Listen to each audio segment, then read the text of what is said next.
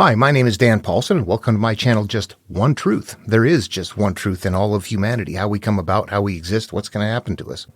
And it's not supernatural. So that's what we're looking for here is what is reality? What is the truth? What is going on out there? Okay, I don't want to go too far down that road.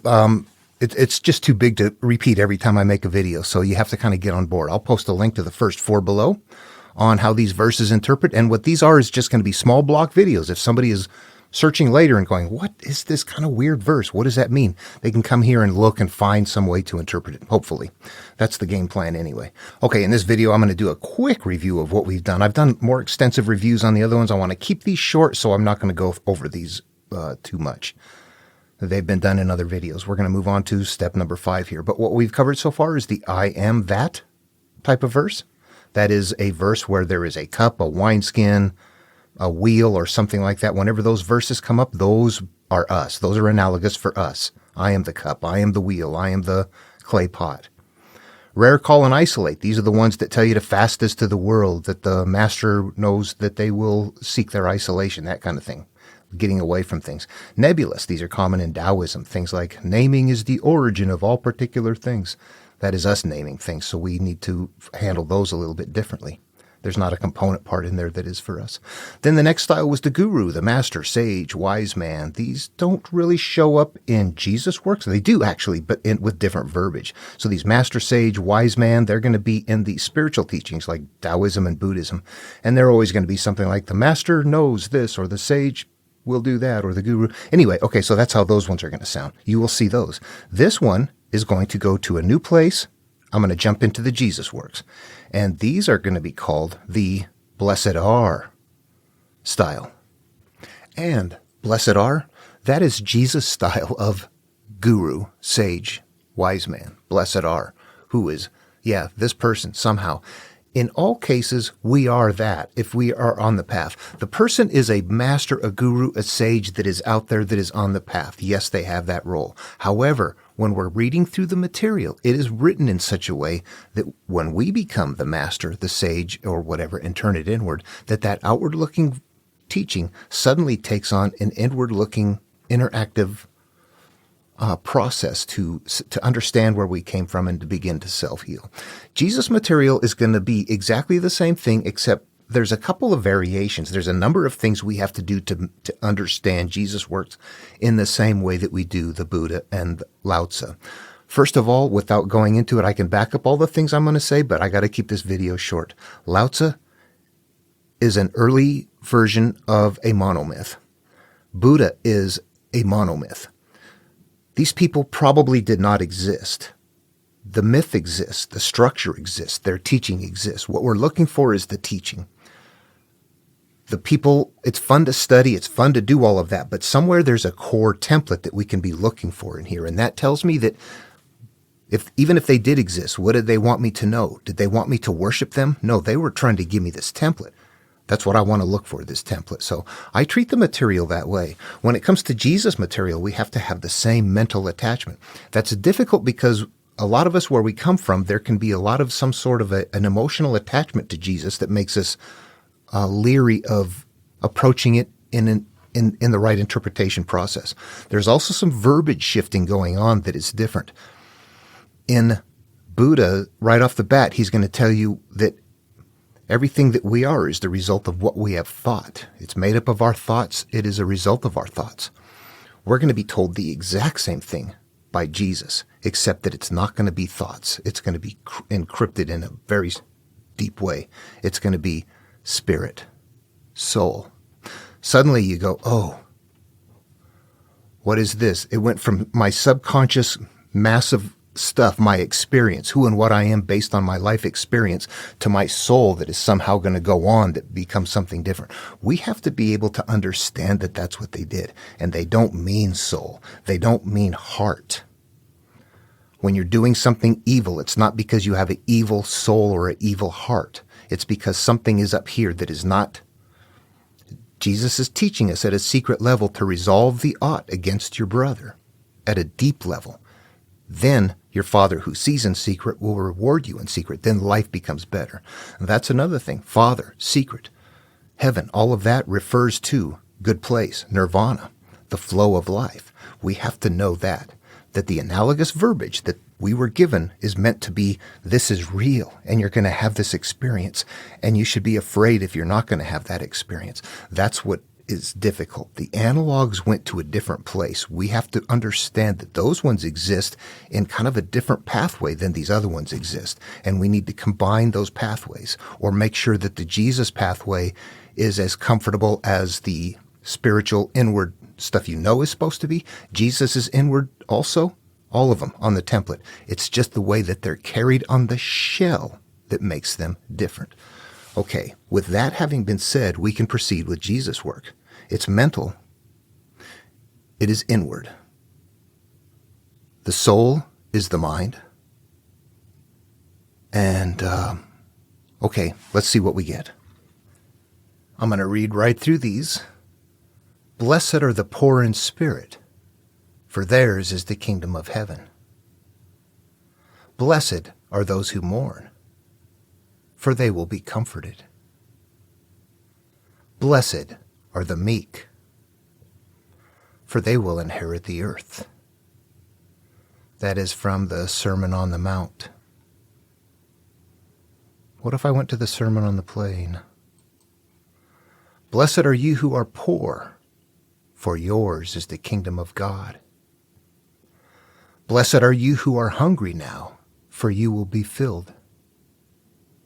Blessed are you who weep now, for you will laugh. Okay, after reading through those, there's some consistency going on, but what I'm going to do is go back to the beginning verse and start over again. But what I'm going to suggest is how I approach this is this way, is that every noun and verb that they're using is an analogous term. There were times where I'm working this out in my mind. It's thought experiments that bring it to where you finally get what they have going on. Okay, now in understanding spiritual teachings like Taoism and Buddhism, we know that the verbiage is encoded, that it's not plain language, and it's meant that way for a reason. It's meant to be difficult to figure out. It's meant to be encoded. It's meant to, in a day and age where we don't read, we don't write, we don't have books, and we've got all day long, this is what we have to work with. Our media plays out in the mind. These play out up there. And what I'm going to suggest is that we know by our own modern day experiences that the more we pay attention to something, the more we hook into something, the more we become that, the more it wires our brain to be that way. Back then, they didn't have our kind of media. They had this. But they also are looking for answers. They're looking for stories. And as you work this through over and over, that's how you wire your brain. If you tell something to someone academically, that doesn't make very much of a connection in their mind. They might remember it, but it might not be a part of their experience. They might have to stop and think about it instead of do it automatically. At some point in time when you've involved yourself enough into this, it becomes a part of who and what you are. It becomes a part of life. We are already living a part of our life. What we're trying to do is interact with what we have become to create something different. We are approaching or seeking the malleability of the brain. So the understanding at some point then is that you are interpreting this and that you are understanding that the terms that they are using are analogous verbs and nouns for something different that play out in your psyche. When you get to the Bible, treat it exactly the same way, except that they shifted genres. It's still 100% analogous verbiage. It just sounds different. The carrier case went from you must turn inward and figure this out. You take the path. You're responsible for your life, the future of it at any rate, by understanding how you came about and how to interact with yourself. You get to taking that same template in Christianity, which is there, but the carrying case is suddenly very, very, very popular because it went from you must turn inward and look at the things that hurt you to just relinquish those things that hurt you over to a higher being and believe in this and you're okay. They're carrying the template. Are they okay? I don't know. I watch a lot of them act out. I would not want that life. No, there's a lot of unresolved odd against brothers out there. And of course, as I make the video, I shouldn't have to say, but I will throw in a cautionary note here that, you can talk about this template with Taoists and Buddhists all day long. It's okay. You start talking about it with Christians and determining that there might be something in there that's a personal healing path and not what it seems to be. And that is not very popular. Okay, let's go back to the first verse and let's start analyzing, and I'll show you what happens when we begin looking at those terms as analogous, convert them into something that is plain language, and see where that gets us. Okay, this is the first panel I had up, and what I'm going to do is I'm just going to cut out the lower verses, and let's just focus on one right here and give ourselves a little room to play with. And there we are. So I'm going to see a couple of things here that I want to identify. Blessed, poor in spirit. Poor spirit. Poor in spirit. There's two things going on right there. Yeah. For theirs is the kingdom of heaven. So something you're going to own. What is the kingdom of heaven? So these are the things that I want to identify what they are. I know that they are analogous verbs, nouns and verbs.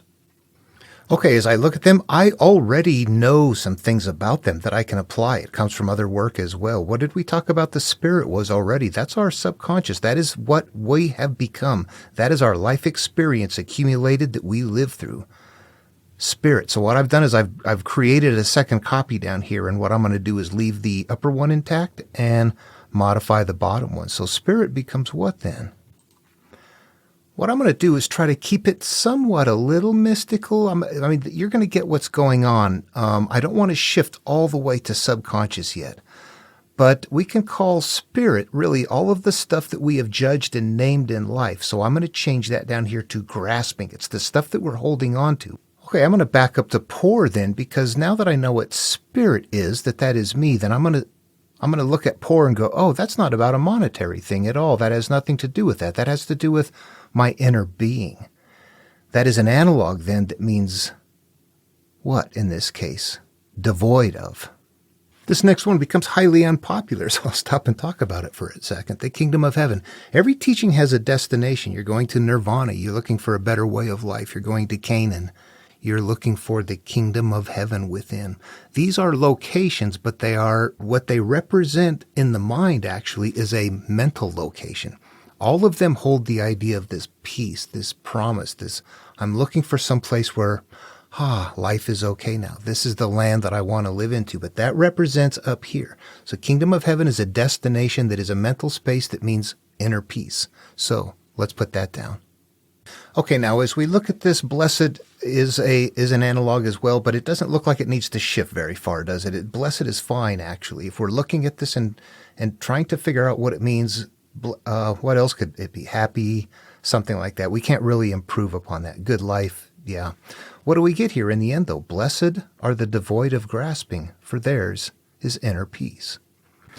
Okay, and you saw what I did there, and what has gradually happened, if you're reading these, what you're going to find how this works eventually, is you're looking at those words repeatedly, and what you're doing is trying to play them out in your mind, and what you're doing is actually redefining that term to use it in a different way while you're using it on the inner path, while you're understanding that it is an analogous term. Once you continue to do that over and over again, pretty soon your mind kind of wires to seeing that. It's not quite like learning a language or something like that, but it's close. It's just taking certain words and giving them different definitions based on what they're going to do as far as turning inward and addressing the psyche. Okay, let's do another one real quick. I won't do that much detail with it. All right, the next one is blessed are those who mourn. We know who the blessed is now, right? That's us. If I'm on the path, this is me. That's my hero. That's the way this one works. It's very short, super short, one thing to do verse. Blessed me, I am good if I mourn, for they will be comforted. What am I mourning? I'm mourning not the outside world and life, but what I carry, the stuff that I have inside. So I need to be poor in spirit, like the first verse says, but I'm not. So what I have to do is mourn in order for me to be comforted. All the stuff I carry that I hate, that I'm anger over, that I hold shame and all that kind of stuff, I have to mourn them until they are not hurting anymore. Then I will be comforted. Blessed are the meek, for they will inherit the earth. What is the earth? The earth is my experience on this planet. Meek means I got to chill out. What happens when we're not meek, when we're full of stuff? We're always trying to, well, there's a lot of times in my life things were okay, and there was a lot of times in my life I was thinking, why did I do that again? Why am I this way? Why does that bother me? Why do I act out like this? There was not meekness there. But what I had to do was become meek with what happened to my situation, the anger, the pain, the shame, all of that. It wasn't meek in the physical sense in the world. It was meek towards what I was angry against inside of me.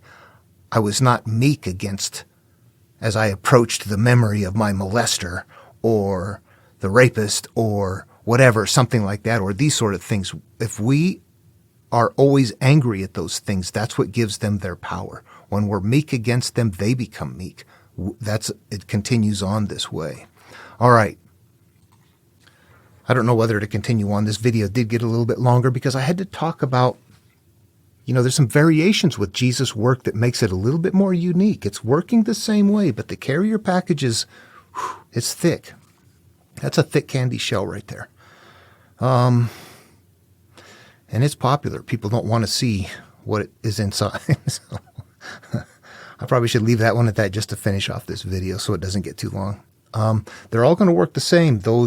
Jesus, all of his aren't blessed are the, but those are there, and they kind of replicate the master, the sage sort of one, except that these are like very concise, very short, one step, one step, one step. You need to be empty.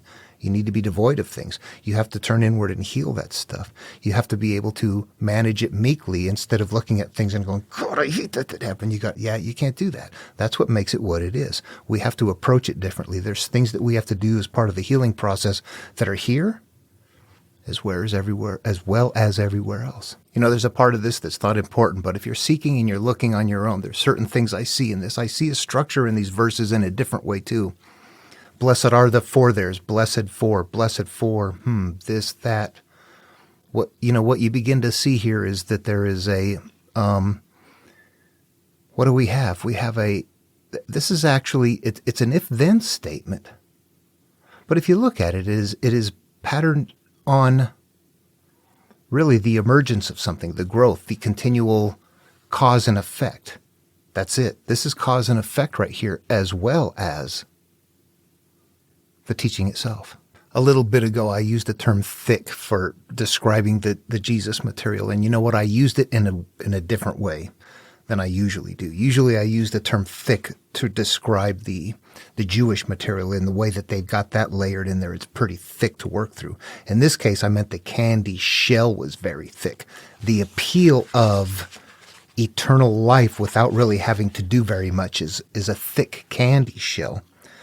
That's what I meant there. Okay, now what I want to say is I want to make a comparison. If you're looking to study something and get into it, I almost recommend you grab one thing. It depends on what you and what your background is. If you're looking to start this new and you want to understand it, it can go all over the place. Those analogs that we're working on right here are going to remain consistent throughout Jesus' material. However, if that same teaching appears somewhere else, and it's going to, it will not use the same analogous verbiage. So you're going to have to learn different way. Now we have new terms that have to be shifted. Here, look at this from Lao Tzu. This is right on the first page. Another thing you'll notice is that through his material, this small book right here, the Tao Te Ching, that it's right up front. And what we had right there, right up front. You're going to see those kind of sequential patterns as well. As the teachings go along from one place to another, you're going to see that they're advancing in the same way. Here, let's make a comparison. Free from desire, you realize the mystery. What did we just have back here with Jesus? Joyous are the devoid of grasping, for theirs is inner peace. Free from desire, you realize the mystery. Do those sound the same yet? Free from desire, devoid of grasping, you realize the mystery. There is inner peace. When you can work those out and see them the same, you're reading it. You're reading it at a higher level.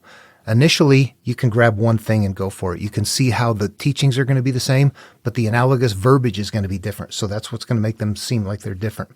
Once you learn to read them conceptually and make those shifts in what they're doing, then it becomes easier. But that just takes practice. That takes doing it. I just had to do it. you start off, it's so cumbersome. It's like, oh my God, I think I can get a verse or two. It makes your brain hurt. And then you come back a day or two later and you're like, oh, I get more of this. Yeah. You keep doing that and stretching it, and it grows and it grows. And pretty soon you're reading it more. But it's an individual desire, process, step. We're going to find isolation here. You see that? How fun. I'll do some more verses. Got some comparison stuff coming up that, other things. How many styles are there? At some point you can look and see, though, one thing is consistent, no matter what. No matter the style of verse, it's about you or your life situation. Based on what happens from up here. That this life experience that we're having is based on where we came from and how we continue to hold the nature of our memories, the emotional state with them. And that, left unchecked, we see this emergence of growing, of getting bigger and bigger through a life. And we're now getting to a point where we're going, oh my God, I see what's going on. I can interrupt this. I can interact with it. I can start dealing with those things and trying to empty back out the things that are there. The meekness comes in dealing with things like that, in dealing with yourself. When you get people that are not ready to heal, what do you get? I've had people where I talk about, I'm being molested or something, that just, at some point, I've had incredible anger expressed at me for a name calling that's just uncalled for. Stuff happens. You're trying to heal. And when somebody's screaming and yelling at you and calling you all kinds of names because of something happened that you had no control over as a child, you know what they got as a problem. You're trying to heal, and the very thing that they are not meek about. You see it, cause and effect.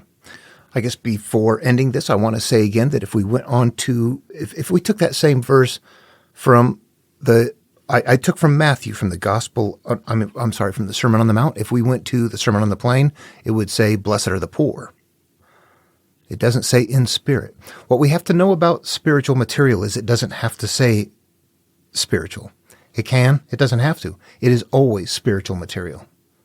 You know the secret. And I just said spiritual right there. We know that it's mental. It might feel spiritual, but all of that feeling comes from the conflict that resides upstairs in the way we hold the memories with their emotional state. Those are the anchors. All right. Okay, that's it for this video. We've got a Discord server up. If anybody's interested, come there. It's very quiet. I'll put a link below, and I'll put a link to the first 4 videos in the series down below.